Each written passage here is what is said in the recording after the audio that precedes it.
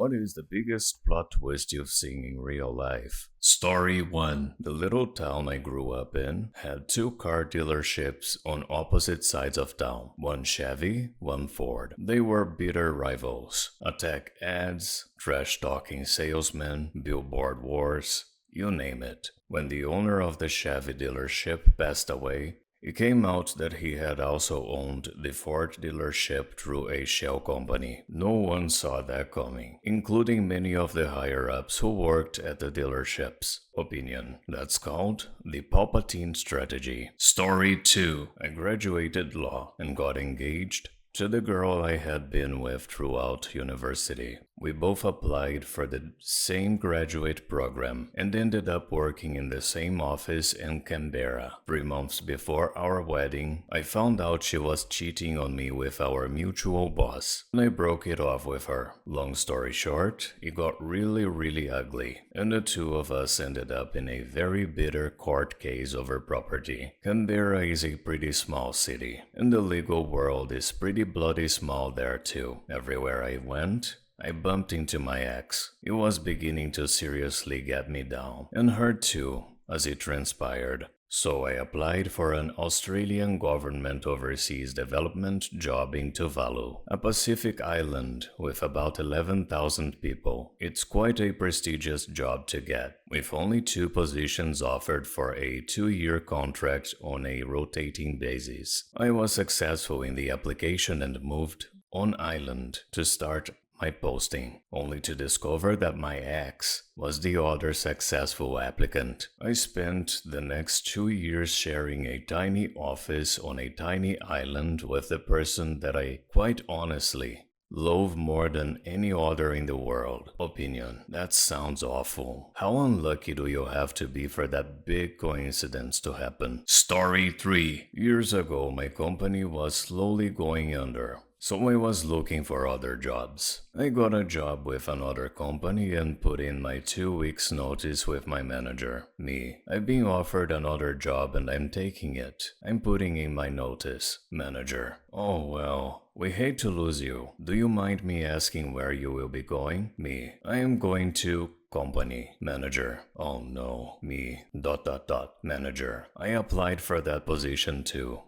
I'm sorry to tell you that you didn't get it. Opinion. You not only told your boss you're quitting, but also that you got the job he wanted. Brutal. Story 4. At my grandfather's funeral, he was always a fairly reserved and distant father. As far as I understood, he would fit the stereotype of a northern dock worker who comes home expecting dinner to be on the table and then goes to the pub all evening via the bookies. Anyway, after an unsurprising heart attack, we're all gathered for his funeral. We're a big but close family, so we know everyone, including his friends. However, one guy turns up, about the same age as my dad and his siblings, who nobody knows. Long story short, it turns out he was my grandfather's son, from another family, from another marriage, that went on for as long as his marriage to my grandmother. My grandfather had maintained 2 marriages over 40 years, having 7 children with my grandmother and just 1 with this other woman. They knew about our family and kept away, and apparently my grandmother knew about them but kept quiet. Turns out he wasn't going to the pub every night. Opinion. Who has the energy to live 2 separate lives? Story 5. I knew a woman who was going through divorce proceedings with her husband. He was always argumentative and very mean towards her, certainly always shouting and demeaning. Then, just as the divorce was entering its final stages, he very suddenly passed away. His autopsy showed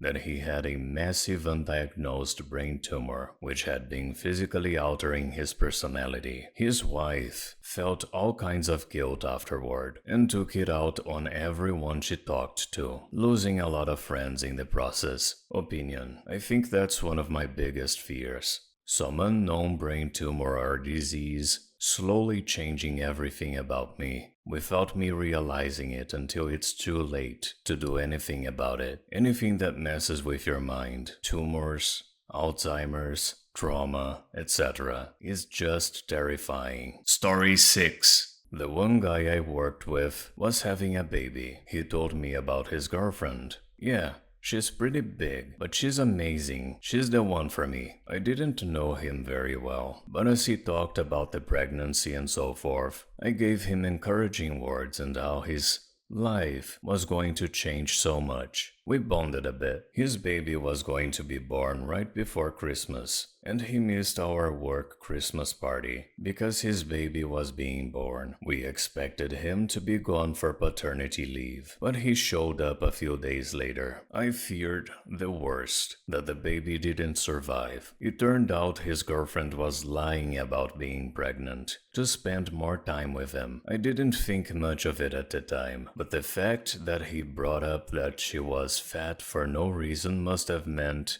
she was so fat you couldn't tell whether she was pregnant or not. She showed him someone else's ultrasounds. They talked about what they would name their baby, how they would handle taking care of it, all that stuff. I don't know what she thought was going to happen when 9 months passed and no baby came. I guess it's good she came clean though. A more diabolical person might have faked a miscarriage or something, but that was seriously messed up. Shortly after, the dude left, so I don't really know how he handled it. Opinion. That is so messed up. Story 7. In 1991, I was 19. Just signed the lease for my first solo apartment and just got the first paycheck from my new job. I deposited the paycheck at an ATM. 2 weeks later, I get my bank statement in the mail and see with horror that I have only $1.87 in my account. Way wrong, I should have at least $200. I had been very careful with my spending. I'm freaked out. I came within $2 of bouncing my first rent paycheck. I'm literally reaching for the phone to call the bank when the phone rings. It's the police, asking if my ATM card was stolen. I check my wallet and the card is missing. My job at a theater pub came with cash tips, so I didn't use the card often and tell them I was going to call them anyway because I was missing $200 from my account. Well, we've got your card and your $200.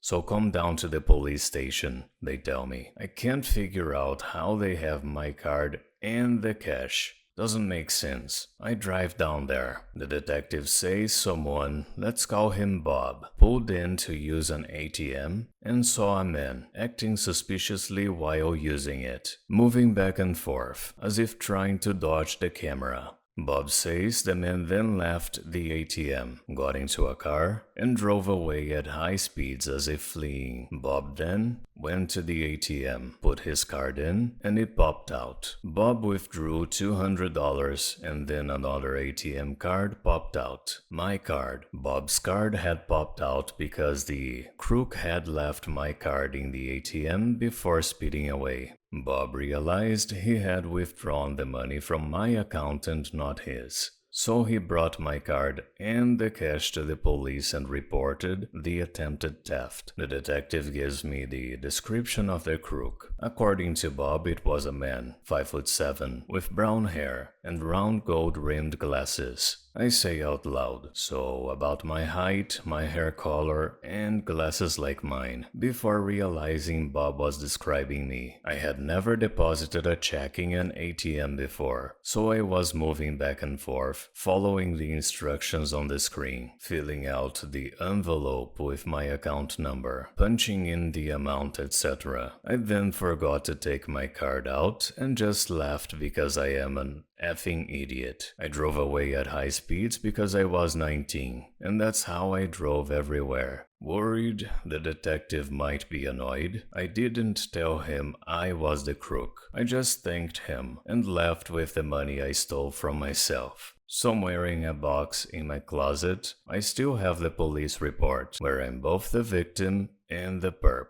Opinion. This is glorious. Story 8. A few years ago, I got invited to a friend's engagement party. They were throwing a huge bash because they were planning on a very small destination wedding. Later in the evening, my friend's fiance takes the mic and starts thanking everyone for being there. Sorry, Jen will be out to thank you guys in a minute. She's just having a wardrobe malfunction. He goes on to tell the story about how they met, how they were best friends, and decided to get engaged, finishing with something like, "We wish you could all be there, and that we could get married right now. So we're going to." Out walks Jen in her wedding dress. TLDR, the engagement party turned into a surprise wedding. Opinion: that's the most wholesome story I've read here so far. Story 9. I once had a job interview.